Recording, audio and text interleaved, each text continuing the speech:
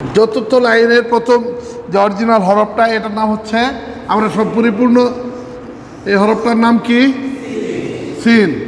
এই সিনটা শব্দের শুরুতে থাকলে কীরকম হবে? যেমন এটা সিম, এটার নাম কি? এই সিনটা অনেক সময় এই মিমটা এইরকম প্যাচও হয়, বুঝলেন? এইরকম প্যাচও হয়, অথবা মানে এইরকমও হয়, মানে এটাও মিম, আর যদি এইরকম করে আসে এটাও মিম। তো আমরা সহজ করে বুঝি, সেটা হলে সিন শব্দের শুরুতে এরকম শুধু 3 দাঁত, এর নাম কি? সিন। তারপর এটার নাম কি? মিম। আর দেখেন এখানে এইরকম করে এইরকম হয়ে আছে, এটা কি? মিম না, ও চারটা মাথা, এটা আইন, এটা হলো আইন, এটা হলো সিন, মিম, আইন। এটা হলো শব্দের শুরুতে সিন, শব্দের যে মাঝখানে হয়, মানে এটা শুরু, এটা মাঝখানে, এটার কি বলেন তো? এই অক্ষরটার নাম কি? হ্যাঁ বলেন, মিম। এই 3 দাঁতে এটার নাম কি? তাহলে বলেন মিম, সিন। এইবার এটার নাম কি? হর, হা। এই হার নিচে একটা নুক্তা দিলে কি হয়? জিম। তো বলেন মিম, সিন, জিম। এইবার এটার নাম কি? দাল। দাল, হ্যাঁ, মিম, সিন, জিম, দাল। এই সিনটা শব্দের শুরুতে এরকম, শব্দের মাঝখানে এইরকম। এখন এই সিনটা শব্দের শেষে হলে কিরকম হবে? শেষে হলে দেখেন এখানে আছে, বলেন তো এই অক্ষরটার নাম কি? উপরে 3 নুক্তা দিলাম, কি হলো? এখন এই অক্ষরটার নাম কি? মিম। এখন বলেন তো এই অক্ষরটার নাম কি?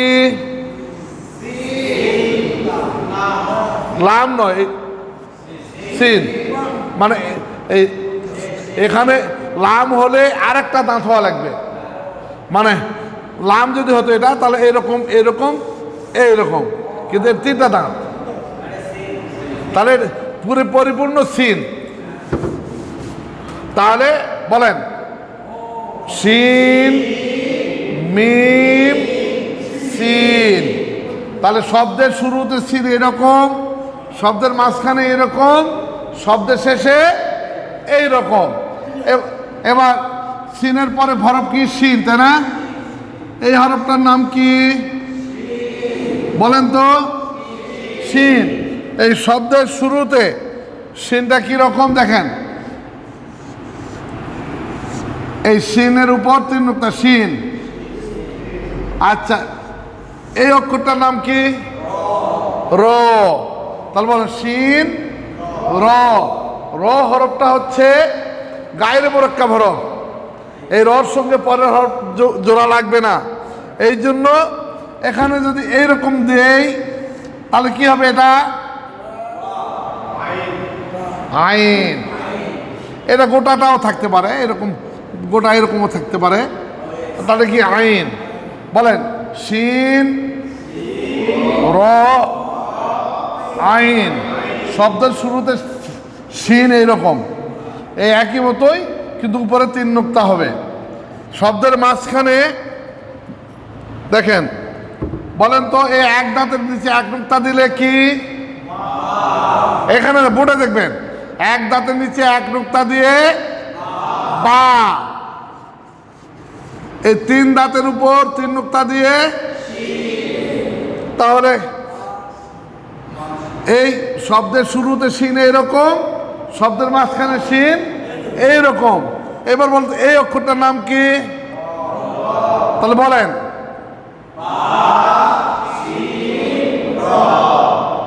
হ্যাঁ, এইবার হলো, বলেন তো এই অক্ষরটার নাম কি? হা। এই এক দাঁতের উপর নিচে এক নুক্তা দিয়ে বা। আচ্ছা, এইবার তিন দাঁতের উপর তিন নুক্তা নিয়ে কি বলেন এখন? এবার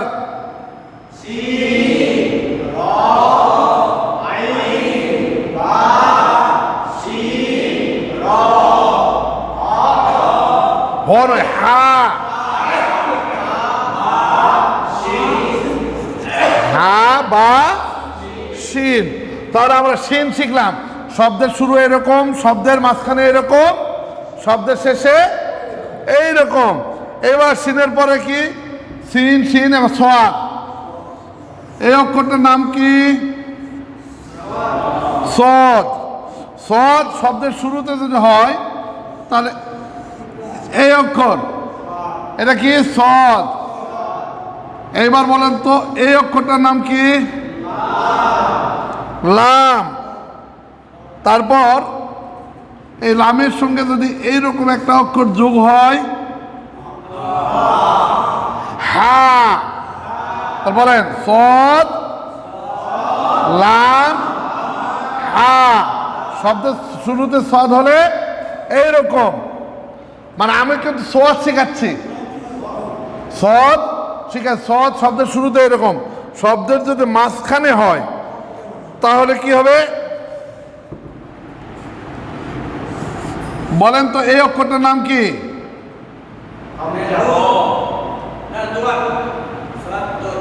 না, এটা হলো গইন। এটার নাম কি? গইন।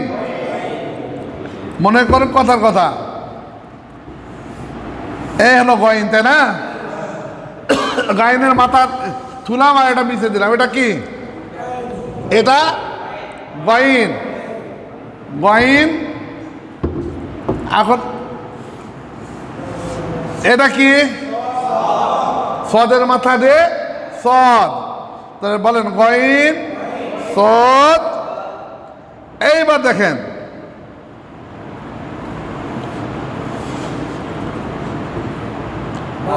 বা। এটা কি? বা।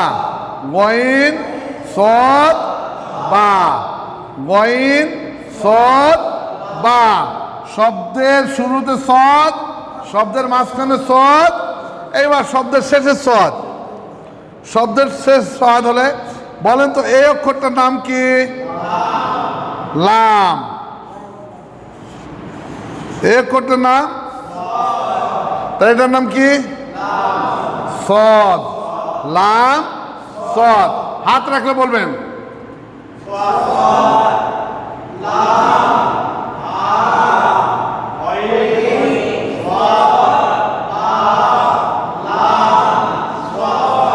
হ্যাঁ, এবার আর একটা দোয়াত দেখি। এই অক্ষরটা আপনার সবাই চেনেন, নাম বলেন। দদ। হ্যাঁ, বলেন তো এই অক্ষর এই দিলাম, এটার নাম কি? এই দদের সঙ্গে এরা দিলাম, এটার নাম কি? তা দদ, লাম। শব্দের শুরুতে দোয়াদ এইরকম, শব্দের শুরুতে দোয়াদ এরকম। এবার শব্দের মাঝখানে বলেন তো গোল মাথার উপর এক নুক্তা দিলে কি বলেন? বলেন সবাই। ফা। এইবার বলেন তো এই অক্ষরটার নাম কি? দদ। এটা কি? তারপর তারপর বলেন তো এই অক্ষরটার নাম কি? সবাই বলেন। ফা, দদ, লাম। এই দোয়াদ হলো শব্দের শুরুতে, শব্দের মাঝখানে। এবার শব্দের শেষে বলেন তো এই এক দাঁতের নিচে এক নুক্তা দিয়ে কি? বা। এই চ্যাকটা মাথাটার নাম কি? আইন। তারপর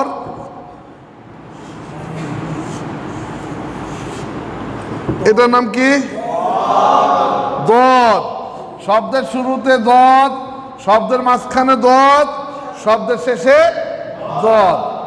তাহলে আমরা এখানে দুটা লাইন শিখলাম। এবার হাত রাখে একটু সকলে আমার সঙ্গে বলবেন। বলেন এই অক্ষরটার নাম কি? সব সুন্দর করে সিন। এবার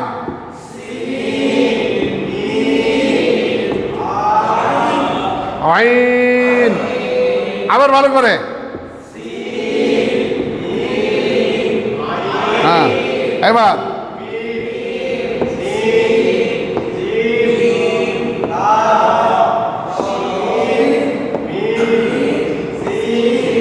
হ্যাঁ এই অক্ষরের নাম কি?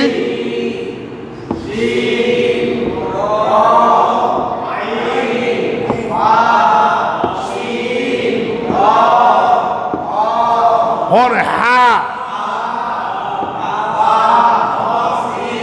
সিন, এটা হলো সিন, তালিবর্ষ।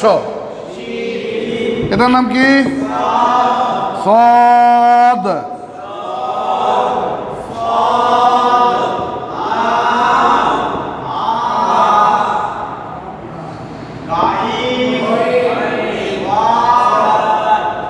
এটা কি? হ্যাঁ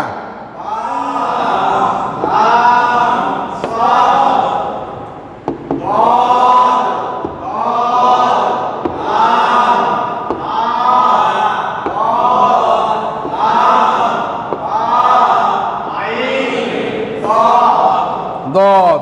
তাহলে এখানে আরো দুই লাইন আমরা শিখলাম। একটু সবাই একটু মানে বইটা দেখি। দেখেন পরের লাইন হচ্ছে পরিপূর্ণ হরফটা